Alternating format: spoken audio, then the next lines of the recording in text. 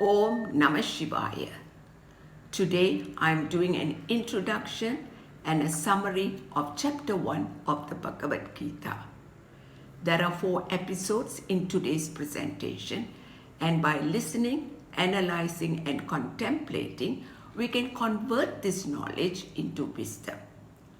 Chapter by chapter, these summaries are intended to be posted so that hopefully in a year's time we have a complete understanding of the 18 chapters. Before we begin, let's pay our salutation to Lord Dakshinamurti, who is Lord Shiva himself as our first teacher, our first guru. Om Hrim Dakshinamurtaye Tupyam Vatamula Vinashani Dhyaneka Nirantangaya Namo Rudraya Sambhave Hrim Om. Episode 1, Introduction. The Bhagavad Gita has been glorified by many worldwide.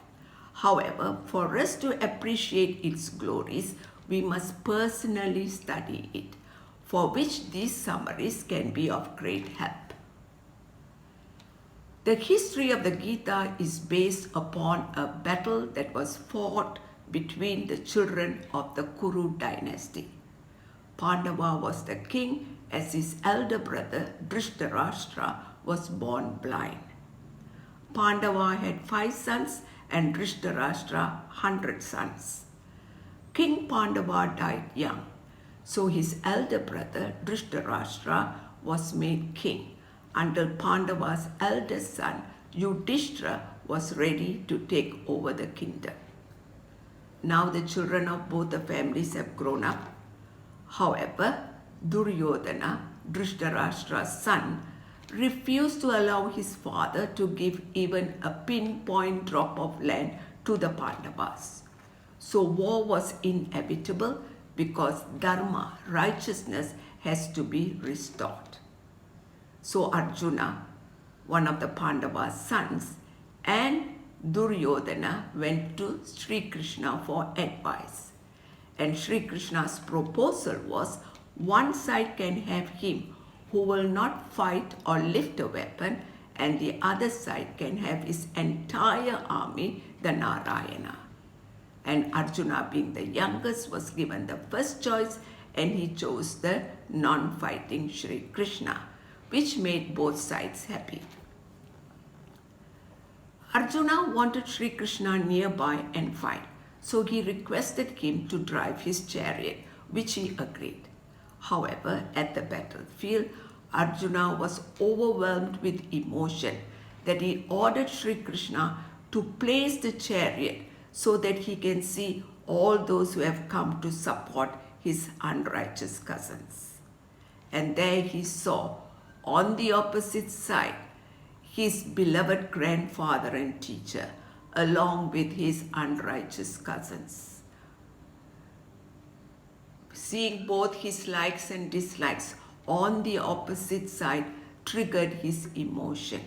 Fear set in. What if he kills his beloved grandfather instead of his unrighteous cousins?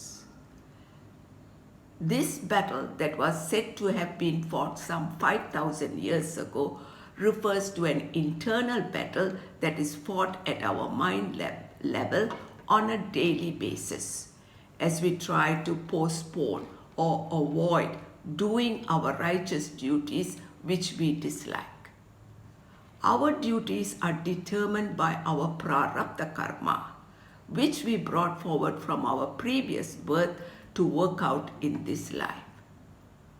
Our duties include doing our daily prayers, doing our personal duties, our family duties, our official duties, etc. If we try to avoid or delay in doing our righteous duties at the right time and place, we incur sin, which will result in sorrow. That is why the first chapter of the Gita is entitled Arjuna's Sorrow. The Gita not only teaches us how to remove sorrow, but also to discover that absolute bliss is our nature. To begin on this spiritual path, there are 4 goals, 4 purusharthas. First one is dharma, righteousness, artha, wealth, kama, pleasure, and moksha, liberation. We begin the spiritual journey by being mumukshus, righteously working for wealth and pleasure. After some time, when we are financially established, we convert ourselves to jignasus, working towards liberation, moksha, seeking the knowledge of Brahman. Our Vedas are divided into 2 parts, beginning and end. The end of the Vedas is called Veda Anta. This is where the teaching of the Gita is. The beginning of the Vedas teaches us how to perform rituals, the method of doing it, the mantras to be chanted, the materials required, etc. This part is meant more for mumukshus. When we are mumukshus, we start the day with a prayer, so that during the day, as we go about working towards wealth and pleasure, we are guided that all our actions are righteous. However, wealth and pleasure does not give us absolute happiness. It gives us relative happiness. So after some time, we seek something more permanent. That is when we convert ourselves into jignasus, seeking the knowledge of Brahman. As jignasus, we go to the end of the Vedas, Veda Anta. That is where the teaching of the Gita is. The Bhagavad Gita teaches us that we must do our duties for the purification of our mind, not for wealth and pleasure. With a purified mind, as we expose our intellect to the knowledge of Brahman, we discover that absolute bliss is our nature. This is moksha, freedom, freedom from the limitation of our body, mind, senses. To begin on this journey, we need one requirement, that is Shraddha, unwavering trust in our Shastra, in the teaching of our Shastra and the teacher. Our Shastra reveal that Atma is Brahman.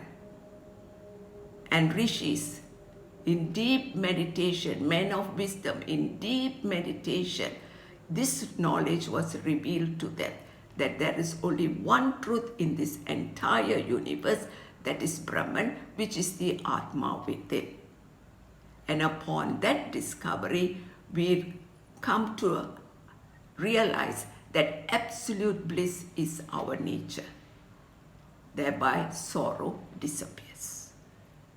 With this, we end the first part of the introduction, and after a short break, we come to the second part, that is My Body, My Chariot. Om Namah Shivaya.